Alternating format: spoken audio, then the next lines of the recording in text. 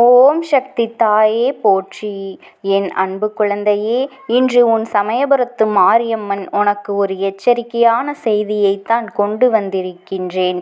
உனக்கான எச்சரிக்கையா அல்லது உனக்கு ஆபத்தை தரக்கூடியவருக்கு நீ இந்த தாயானவள் தரக்கூடிய எச்சரிக்கையா என்பது இந்த அம்மாவின் வாக்கினை கேட்டு முடிக்கும் நேரம் நீயாகவே தெரிந்து கொள்வாய். ஒருவரை அழிக்க ஒரு குடும்பமே சதி செய்து திட்டம் தீட்டுகிறது என்றால், அதுவும் உன் வாழ்க்கையில் நடந்து கொண்டிருக்கின்றது என்றால், அதை சட்டென்று கண்டுபிடித்து அதற்கான தீர்வினை பெற்றுவிட வேண்டும். இல்லையென்றால் உன்னை அவர்கள் அழித்து விடுவார்கள் என்பதனை நீ மறந்துவிடாதே. என் தங்க குழந்தையே, அம்மா உனக்கு துணையாக இருக்கும் பொழுது ஆபத்து வருமா என்று கேட்டால் நிச்சயமாக வராது. உன் வாழ்க்கையில் உனக்கு சோதனைகள் வருமா என்று கேட்டால் நிச்சயமாக வரத்தான் செய்யும். அதுவும் உனக்கு மிகவும் நெருக்கமான உறவுகளால் உனக்கான சோதனைகள் வந்து கொண்டுதான் இருக்கின்றது. நாம் எவ்வளவுதான் அவர்களுக்கெல்லாம் உதவிகளை செய்திருந்தாலும் கூட அது அவர்களுக்கு போதவில்லை. எவ்வளவுதான் நன்மைகளை அவர்களுக்கு செய்திருந்தாலும் அதுவெல்லாம் அவர்களுக்கு ஒரு பொழுதும் திருப்தியை கொடுப்பதில்லை. எல்லா விஷயங்களையும் தாண்டி அவர்களுக்கு இன்னமும் ஏதோ ஒரு விஷயத்தை உன்னிடத்திலிருந்து பெற வேண்டும் என்று நாள்தோறும் எதிர்பார்த்து நின்று கொண்டுதான் இருக்கின்றார்கள். அவர்களுக்காக நீ எவ்வளவோ விஷயங்களை எல்லாம் கொடுத்து கொடுத்து இப்பொழுது ஓய்ந்து விட்டாய். இதற்கு மேலும் இவர்களுக்கு என்னால் செய்ய முடியாது என்று ஒதுங்கி நின்று கொண்டிருக்கின்றாய் அல்லவா? இந்த தருணம் அவர்களுக்கு மனதில் ஒரு தீராத வேதனையை ஏற்படுத்தியிருக்கிறது. காலம் முழுவதும் இன்னொருவரினுடைய உதவியினால் வாழ்க்கை முன்னுக்கு வந்தவர்கள் அல்லவா? இப்பொழுது அந்த உதவி கிடைக்கப் பெறவில்லை என்றவுடன் மனதிற்குள் வேதனைகள் அதிகமாகிவிட்டது. அந்த வேதனைகளோடு தான் இவர்கள் என்ன செய்து கொண்டிருக்கிறார்கள் என்பதையெல்லாம் நீ கட்டாயம் தெரிந்து கொள்ள வேண்டும்.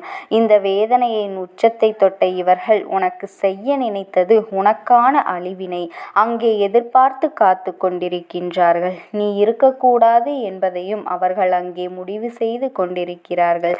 நமக்கு எதுவும் செய்யாத இவர்கள் வேறு யாருக்கும் எதையும் செய்யக்கூடாது என்று மனதார நினைக்கிறார்கள். இவர்களின் குடும்பமே உனக்கு எதிராக திரும்பியிருப்பது இதற்கு மேலான ஒரு ஆச்சரியமாக இருக்கின்றது. ஏனென்றால் இந்த குடும்பத்தில் உனக்கு எத்தனையோ உதவிகள் எல்லாம் முன்பு கிடைக்க பெற்றிருக்கிறது. அவர்கள் செய்த உதவிகள் எல்லாம் சிறு சிறு உதவிகள் தான். அதற்கு கைமாறாகத்தான் நீ அவர்களுக்கு எத்தனையோ பெரிய உதவிகளை எல்லாம் செய்திருக்கிறாய். ஆனால் எதுவுமே அவர்களுக்கு இப்பொழுது நினைவில் இல்லை. அவர்கள் செய்ததை மட்டும்தான் இப்பொழுது அவர்களினுடைய மனதில் இருக்கின்றது. நீயோ அவர்களிடத்திலிருந்து நன்றியை ஒருபொழுதும் எதிர்பார்த்தது கிடையாது. அவர்களிடத்திலிருந்து நீ ஒரு விஷயத்தை எதிர்பார்க்கிறாய் என்றால் அது அன்பு மட்டும்தான். ஒரு சிறிய அன்பு நமக்கு கிடைத்துவிட்டால் போதும் என்றுதான் நீ நினைக்கின்றாய். அதையும் கூட அவர்கள் உன்னிடத்தில் தருவதற்கு தயாராக இல்லை. அவர்களினுடைய எண்ணங்கள் முழுமையாகவே உனக்கு எதிராக திரும்பி இருக்கின்ற இந்த நேரத்தில் அந்த குடும்பம் ஒட்டுமொத்தமாக எந்நேரமும் கூடி அமர்ந்து உன் வாழ்க்கையை அழிக்க வேண்டும், உன்னுடைய எதிர்காலத்தை கெடுத்துவிட வேண்டும் என்றுதான் அங்கே பேசி கொண்டிருக்கின்றார்கள். என் பிள்ளையே, உன் வாழ்க்கையில் ஏதேனும் ஒரு கெடுதலை உனக்கு நடத்த வேண்டும் என்று புதிதாக பிரச்சனைகளையும் குழப்பங்களையும் உண்டாக்கி கொண்டிருக்கின்றார்கள். எப்படியாவது உன்னை ஏதாவது ஒரு விஷயத்தில் சிக்க வைத்து நடுத்தெருவிற்கு இழுத்துவிட வேண்டும் என்று எண்ணிக்கொண்டிருக்கின்றார்கள். இந்த நேரத்தில் உன்னை சுற்றி நடப்பது எல்லாம் என்னவென்று யோசித்து யோசித்து உன்னை காயப்படுத்திவிட வேண்டும் என்றும் உன்னை அவமானப்படுத்திவிட வேண்டும் என்றும் நினைக்கின்றார்கள். குறிப்பாக அவர்கள் உன்னை தாக்குவதற்கு உன் கையில் எடுத்திருக்கின்ற மிகப்பெரிய ஆயுதம் என்ன தெரியுமா? உன்னுடைய கடந்த கால வாழ்க்கையில் நீ பட்ட கஷ்டங்கள், நீ செய்த சிறு சிறு தவறுகள், இதையெல்லாம் மீண்டும் மீண்டும் உன்னிடத்தில் சொல்லி உன்னுடைய மனதை காயப்படுத்த இவர்கள் துணிந்து விட்டார்கள். இதையெல்லாம் சொன்னால் எப்படியும் நீ நொறுங்கி போய்விடுவாய் என்பது அவர்களுக்கு நன்றாக தெரியும். ஏதாவது ஒரு சூழ்நிலையில் நீ ஏதாவது ஒரு இடத்தை நிச்சயமாக உன் வாழ்க்கையில் எட்டி பிடித்து விடுவாய், முன்னேற்றமும் அடைந்து விடுவாய். ஆனால் இதையெல்லாம் நீ அடைந்துவிடக்கூடாது என்பதற்காகத்தான் இவர்கள் கங்கணம் கட்டி கொண்டு தவறான விஷயங்களை இங்கே செய்து கொண்டிருக்கின்றார்கள். நம்மோடு இருக்கின்ற ஒருவர் நல்ல நிலையை அடையும் பொழுது அதை கண்டு மற்றவர்களுக்கு பொறாமை எண்ணங்கள் எப்பொழுதெல்லாம் சாதாரணமாகவே இப்போது வந்துவிடுகின்றது அல்லவா? பொறாமையினால்தான் இவர்கள் இப்பொழுது கொந்தளித்து கொண்டிருக்கின்றார்கள். அது மட்டுமல்ல, நீ இப்பொழுது அவர்களுக்கு பெரிதாக எதையும் செய்யவில்லை என்பதும் அவர்களுக்கு மேலும் மேலும் மன வருத்தத்தை கொடுத்து கொண்டிருக்கின்றது. என்ன நடக்கிறது, ஏது நடக்கிறது என்று சொல்லி என் குழந்தை வேதனைப்பட்டு கொண்டிருக்கின்ற இந்த நேரத்தில் உன்னை தேடி வருகின்ற பல விஷயங்கள் இன்றும் இந்த வாழ்க்கையில் உனக்கு துன்பங்களை அதிகமாக கொடுத்து கொண்டிருக்கின்றது. இத்தனை காலமும் இவர்களால் நீ பட்ட கஷ்டங்கள் எல்லாம் உனக்கு போதும். இனிமேலும் எந்த ஒரு கஷ்டத்தையும் இவர்களால் நீ அனுபவிக்க கூடாது. இவர்கள் உனக்கு தீங்கு செய்வதாக நினைத்து அவர்கள் தலையில் அவர்களாகவே மண்ணை வாரி கொட்டி கொள்கின்றார்கள். அது எப்படி என்று உனக்கு இன்னும் புரியவில்லையா? உனக்குத்தான் கெடுதல் செய்ய துணிகிறார்கள். அவர்களுக்கு எப்படி இதிலிருந்து கெடுதல் நடக்கின்றது என்பதனை உன் தாயானவள் நான் உனக்கு தெளிவாகவே சொல்லிவிடுகின்றேன்.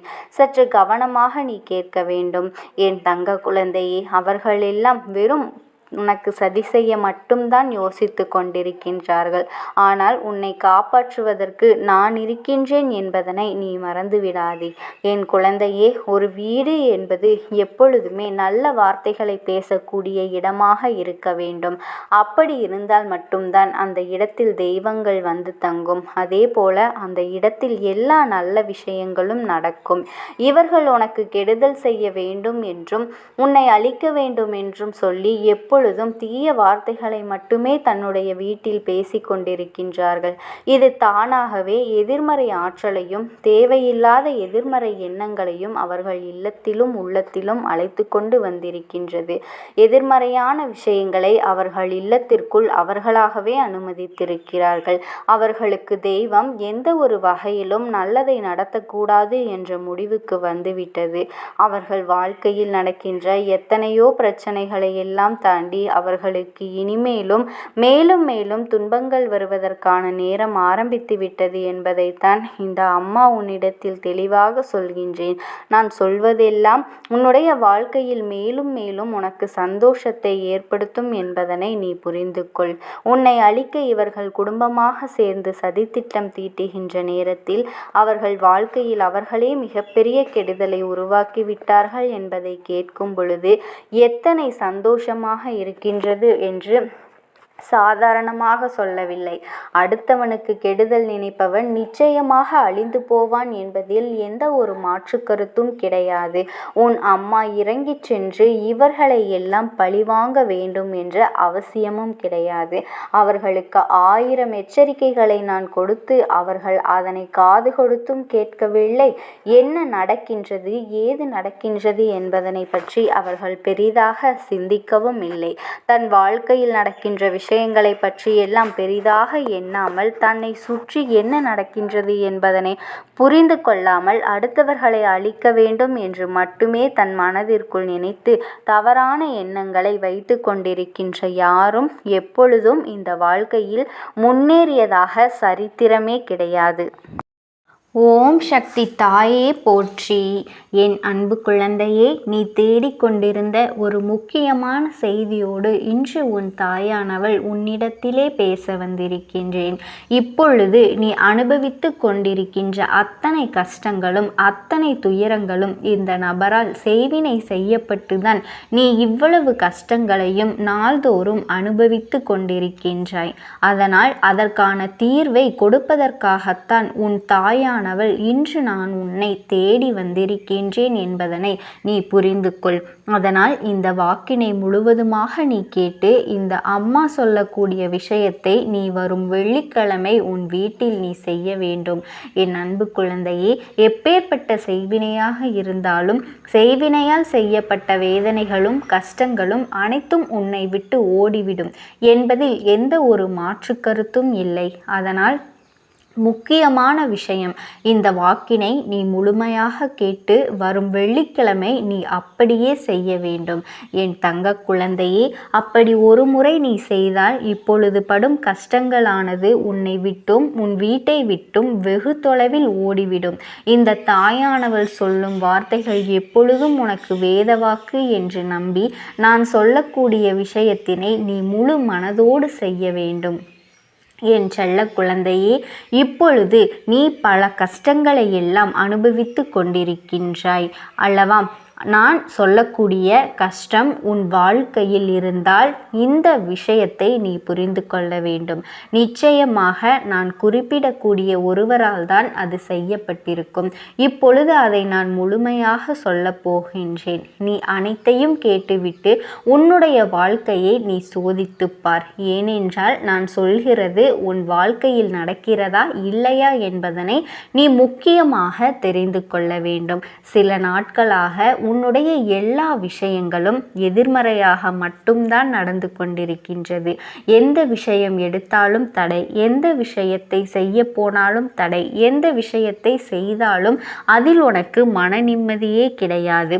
அதே போல உன்னுடைய நண்பர்களும் உறவினர்களும் உனக்கு எதிர்மறையாக திரும்பி இருக்கிறார்கள். சில பேர் உனக்கு எதிரியாகவும் மாறிவிட்டார்கள். உனக்கு நண்பர்களாக இருந்தவர்கள் கூட உன்னுடைய பேச்சை சில இடங்களில் கேட்பது கூட இல்லை. உன்னுடைய வார்த்தைகளுக்கு எந்த ஒரு இடத்திலும் மரியாதை கொடுப்பதில்லை.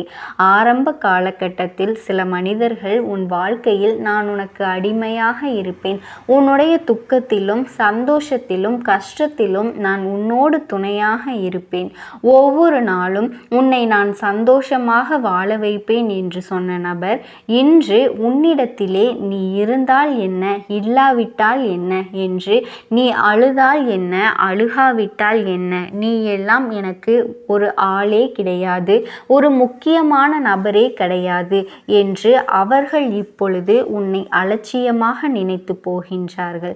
அது மட்டுமல்ல, உன் வாழ்க்கையிலும் உனக்கே தெரியாமல் சில ஏமாற்றங்கள் உன் பின்னால் நடந்து கொண்டிருக்கின்றது. இப்பொழுது அதை உன் தாயானவள் நான் உனக்கு தெரியப்படுத்தி விட்டேன். அதை தெரிந்து கொண்டு எந்த விஷயத்தை செய்தாலும் அதில் உனக்கு மன நிம்மதி கிடையாது. அதே போல உன்னுடைய நண்பர்களும் உறவினர்களும் உனக்கு எதிர்மறையாக திரும்பி இருக்கிறார்கள். என் குழந்தையே, சில பேர் உனக்கு எதிரியாகவும் மாறிவிட்டார்கள். உன்னுடைய பேச்சை சில இடங்களில் கேட்பது கூட ஆள் கிடையாது. உன்னுடைய வார்த்தைகளுக்கு எந்த ஒரு இடத்திலும் மதிப்பும் மரியாதையும் கொடுப்பது இல்லை. ஆரம்ப காலகட்டத்தில் சில மனிதர்கள் உன் வாழ்க்கையில் நான் உனக்கு அடிமையாக இருப்பேன், உன்னுடைய துக்கத்திலும் சந்தோஷத்திலும் கஷ்டத்திலும் நான் உன்னோடு துணையாக இருப்பேன் என்று ஒவ்வொரு நாளும் ஒவ்வொரு நிமிடமும் உன்னை சந்தோஷமாக வாழ வைப்பேன் என்றும் சொன்ன அதே நபர் இன்று உன்னிடத்திலே நீ இருந்தால் என்ன, இல்லாவிட்டால் எனக்கென்ன என்று இருக்கின்றார்கள் அல்லவா? அதற்கு என்ன காரணம்? அதனால் உன்னுடைய சூழ்நிலை அப்படி மாறிவிட்டதா என்று கேட்டால் நிச்சயமாக இல்லை. என் தங்க குழந்தையே, உனக்கே தெரியாமல் சில ஏமாற்றங்கள் உன் பின்னால் நடந்து கொண்டிருக்கின்றது. நீ அதனால் அவர்களை எல்லாம் கோபமாக பேசி தூக்கி எறிந்து விட்டாய். ஆனால் அவர்களும் உன்னை பழிவாங்க வேண்டும் என்று நினைத்து கொண்டு உன்னை எப்படியாவது பள்ளத்தில் தள்ளிவிட வேண்டும், உன்னை எப்படியாவது வீழ்த்திவிட வேண்டும் என்பதற்காக இந்த செய்வினையை உனக்கு செய்திருக்கின்றார்கள். ஏனென்றால் எதிர்த்து கேள்வி கேட்பது நீ மட்டும்தான். அப்படி இருக்கும் பொழுது உன் கதையை முடித்துவிட்டால் அவர்களது வாழ்க்கையில் பிரச்சனையே இருக்காது அல்லவா? அதனால் தேவையில்லாத செய்வினை எல்லாம் செய்து உன்னுடைய உடைமைகளும் உன்னுடைய புகைப்படத்தையும் வைத்துக்கொண்டு இந்த செய்வினையை செய்துவிட்டார்கள். என் தங்க குழந்தையே, அவர்களால் அதை மட்டும்தான் செய்ய முடியும். என் அன்பு குழந்தையே, உன்னுடைய வீட்டில் இந்த தாயானவள் காவல் காத்து கொண்டிருக்கின்றேன் என்று தெரிந்தும் இதை இவர்கள் செய்திருக்கின்றார்கள். அதன் பாதிப்புதான் இன்று உனக்கு சிறு சிறு உபாதைகள் உன் வாழ்க்கையில் ஏற்பட்டு கொண்டிருக்கின்றது.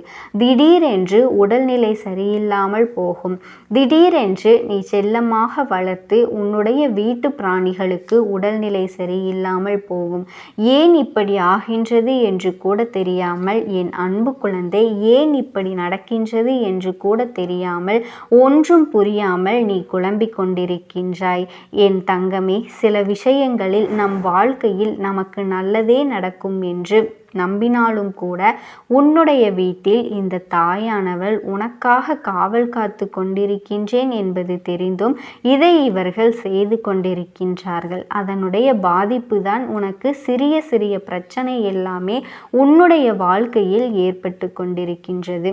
திடீரென்று உனக்கு உடல்நிலை சரியில்லாமல் போகும். திடீரென்று நீ செல்லமாக வளர்த்த உன் வீட்டு பிராணிகளுக்கு உடல்நிலை சரியில்லாமல் போகும். இப்படித்தான் ஆகிக் கொண்டிருக்கின்றது. இது எச்சரிக்கையாக இப்பொழுதே உன் தாயானவள் உன்னிடத்தில் நான் சொல்லிவிடுகின்றேன். நான் உடனே பணக்காரனாக மாறிவிட வேண்டும் என்று, உன் வாழ்க்கையில் எனக்கு கடன் பிரச்சனை எல்லாம் தீர்த்துவிட வேண்டும் என்றும், தோட்டங்கள் வாங்க வேண்டும், பங்களா வாங்க வேண்டும் என்றும், இதற்காக ஒரு சிறு பூஜை பரிகாரம் நடத்தினால் போதும் என்று யாராவது சொன்னார்கள் என்றால் அப்பட்டமாக உன்னை அவர்கள் ஏமாற்றுகின்றார்கள் என்பதனை நீ நிச்சயமாக புரிந்து கொள்ள வேண்டும். அவர்கள் சொல்வதையெல்லாம் கேட்டால் மிகப்பெரிய பள்ளத்தில் உன்னை தள்ளிவிடப் போகின்றார்கள் என்பதுதான் உண்மை. என் தங்க குழந்தையே, அந்த இடத்தில் நீ பேராசைப்பட்டு கொஞ்சம் கூட சிந்திக்காமல் இதையெல்லாம் செய்தால் உன்னுடைய உடைமைகளை எல்லாம் இழந்து விடுவாய். உன்னுடைய பணத்தை எல்லாம் நீ இழந்து விடுவாய், அல்லது உன்னுடைய உறவுகளையும் நீ இழப்பாய் என்பதனை நன்கு புரிந்து கொள்ள வேண்டும். என் தங்க குழந்தையே, இதையெல்லாம் உன் தாயானவள் உனக்கு நான் ஏற்கனவே என் செல்ல குழந்தைக்கு நான் சொல்லியிருக்கின்றேன். இதை கண்டு நீ பயப்பட வேண்டும் என்பதற்காகவோ, நீ கஷ்டப்பட வேண்டும் என்பதற்காகவோ உன்னிடத்தில் நான் இதை சொல்லவில்லை. இப்படிப்பட்ட செயல்களை செய்யக்கூடிய மனிதர்கள் எல்லாம் இந்த உலகத்தில் வாழ்ந்து கொண்டுதான் இருக்கின்றார்கள். நல்லவர்களும் இருக்கிறார்கள், அதே போல கெடுதல் செய்பவர்களும் இருக்கிறார்கள். இந்த உலகத்தில் இத்தனை பேரும் வாழ்ந்து கொண்டுதான் இருக்கிறார்கள். நாம் எப்போது பேராசைக்கு இடம் கொடுக்கிறோமோ அப்படி கொடுத்தால் நம் வாழ்க்கை தலைகீழாக மாறிவிடுகின்றது.